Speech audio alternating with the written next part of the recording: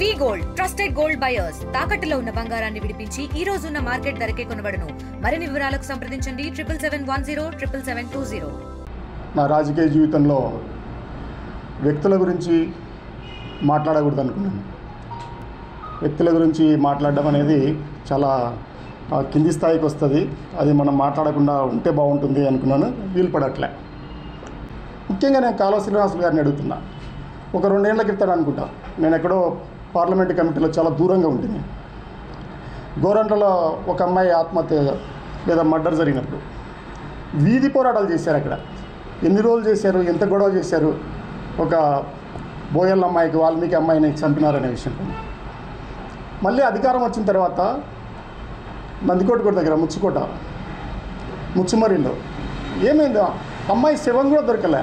ముక్కలుగా నరికి ఎక్కడో నదిలో పడేసారు. అప్పుడు గుర్తురాదు. ఇప్పుడే ఎప్పుడైతే ఎన్నికల ముందు ఉంటాయో అప్పుడే గుర్తొస్తాయి. మీరు ఖచ్చితంగా రాజకీయ యుద్ధం చేయాలా. మీరు ఒక బీసీ సోదరుడిగా, వయసులో పెద్దవాడిగా నేను కోరుకుంటున్నా మీరు రాజకీయ యుద్ధం చేయాలనే. దేని మీద మీరు రాజకీయ యుద్ధం చేయాలా? మీరు ఎన్నికల ముందు సెల్ఫీలు దిగారు చూడు, ఒక్కొక్క చోట తీసుకొని ఇది ఇలా ఉంది, ఇది అలా ఉంది అని. ఆ నిర్మాణాల ముందు వెళ్ళి ఇప్పుడు పూర్తి చేయడం కోసం మీరు రాజకీయ యుద్ధం చేయండి. అలాగే కళ్యాణ దుర్గం వచ్చి గొంచికాడు పక్కన కూర్చొని రంగయ్య, జగన్ సారు ఎస్టీ విషయంలో వాల్మీకిల గొంతు కోసారని చెప్పారే. ఇప్పుడు మీరు రాజకీయ యుద్ధం చేయాలా. రాష్ట్రంలోనే కాదు, దేశంలో ఎక్కడ లేనట్టుగా కూటమి ప్రభుత్వం ఉంది. అన్ని చోట్ల ఏం చెప్తారంటే డబుల్ ఇంజన్ సర్కార్ అని చెప్తూ ఉంటారు. ఇక్కడ ట్రిపుల్ ఇంజన్ సర్కార్ ఉంది. జనసేన కూడా ఉంది మీకు యాడ్ అయ్యి. ఇప్పుడు తీసుకురండి. మేము చెప్పాం ఎస్టీ సోదరులకు ఇబ్బంది లేకుండా రిజర్వేషన్ శాతాన్ని పెంచి బోయల్ని ఎస్టీలో చేర్చండి, వాల్మీకులను ఎస్టీలో చేర్చమని చెప్పాను. ఇప్పుడు మీద కురుబాయన కూడా లింగమే కూడా బీసీనే.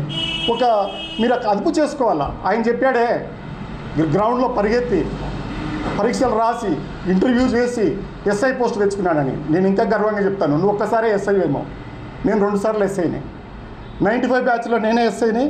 మొట్టమొదటి ఆంధ్రప్రదేశ్ పోలీస్ అకాడమీలో ఫస్ట్ రిజైన్ చేసింది కూడా నేనే. కావాలంటే రికార్డ్స్ చెక్ చేసుకో. 95లో నువ్వు ఎక్కడ ఉండింటావో తెలియదు నాకు. 96 బ్యాచ్లో నేను మళ్ళీ సిటీ జోన్కి గోషమహల్ స్టేడియం దగ్గరనే మళ్ళీ పరిగెత్తి మళ్ళీ అయితే రెండోసారి నేను జాయిన్ అవ్వలే. మొదటిసారి జాయిన్ అయినాను, రెండోసారి జాయిన్ అవ్వలే. మొన్న కూడా రాష్ట్ర స్థాయి ఉద్యోగాన్ని వదిలిపెట్టి దీంట్లోకి వచ్చాను. మనం మాట్లాడుకుంటుంటే బాగుంటుంది. కానీ మీరు ఏం చేయాలంటే ఒక ఎస్ఐ స్థాయిలో గురించి నేను మాట్లాడట్లేదు. ఆయన ముఖ్యమంత్రి స్థాయి వ్యక్తిని మాట్లాడుతున్నాడు. మీరు అదుపు చేయాలా. ఆయన అదుపులో లేడు, మీరు అదుపు చేయాలా. ఎస్పీ గారు ముఖ్యంగా మీరు అదుపు చేయాలా. మీకు ఒక ముఖ్యమంత్రి, మాజీ ముఖ్యమంత్రి స్థాయిని ఆ స్థాయిలో మాట్లాడిన తర్వాత అతనికి ఎవరికి మాట వింటాడు? రేపు సిఐకి మాట వింటాడా? డిఎస్పీకి మాట వింటాడా? ఎస్పీకి మాట వింటాడా? మీరు ఏం ప్రోత్సహిస్తున్నారు? పోలీసులు రౌడీలు లాగా ఉండకూడదు కదా.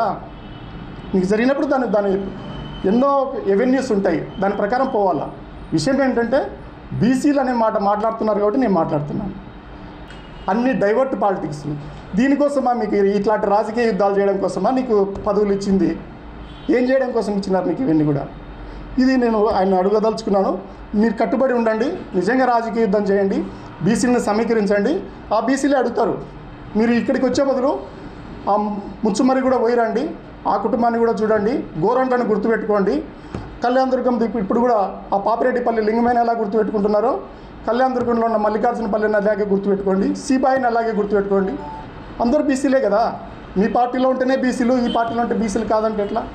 మీరు ఎవరి సేవలు తరిస్తున్నారో మీరు చూసుకొని మాట్లాడండి. అప్పుడు బాగుంటుంది. ఎంత తీవ్ర స్థాయిలో అంటే ఒక ఎస్ఐ ఎంత తీవ్ర స్థాయిలో విరుచుకుపడుతున్నాడు, మాజీ మంత్రిగా పనిచేసినాడు, ఈయన ఎంత తీవ్ర స్థాయిలో విరుచుకుపడుతున్నాడు. ఎక్కడ రక్షణ ఉంది?